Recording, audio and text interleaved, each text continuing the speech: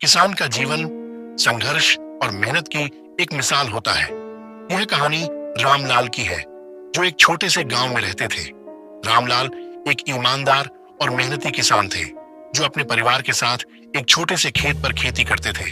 उनका जीवन संघर्षों से भरा हुआ था, लेकिन उन्होंने कभी हार नहीं मानी। रामलाल का दिन सुबह जल्दी शुरू होता था। सूरज उगने से पहले ही वे खेतों में पहुंच जाते थे। उनके पास थोड़ी सी जमीन थी, जिसमें वे गेहूं, चावल और सब्जियां उगाते थे।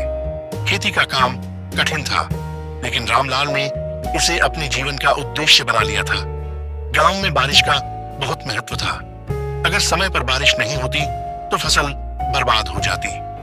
रामलाल ने कई बार सूखे का सामना किया, लेकिन हर बार उन्होंने अपनी मेहनत और धैर्य से परिस्थिति को संभाला। उन्होंने अपने बच्चों को भी मेहनत का महत्व सिखाया।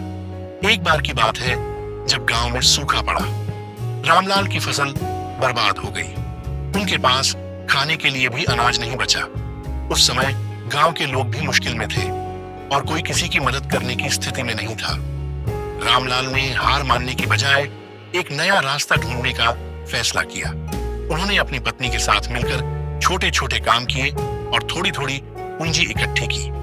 कुछ समय बाद रामलाल ने अपने खेत में एक कुआं खोदने का निश्चय किया। कुआं खोदना आसान नहीं था, लेकिन रामलाल ने अपने संकल्प से इसे भी पूरा किया।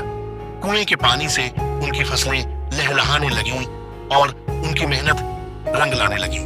धीरे धीरे उनकी आर्थिक स्थिति भी सुधरने लगी।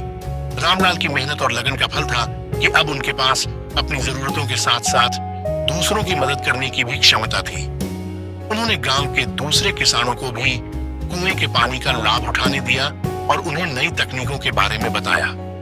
रामलाल की कहानी हमें यह सिखाती है कि कठिनाइयों का सामना धैर्य और मेहनत से किया जा सकता है। उन्होंने अपनी मेहनत और संकल्प से न केवल अपनी स्थिति सुधारी, बल्कि गांव के दूसरे किसानों के लिए भी एक प्रेरणा बन गए।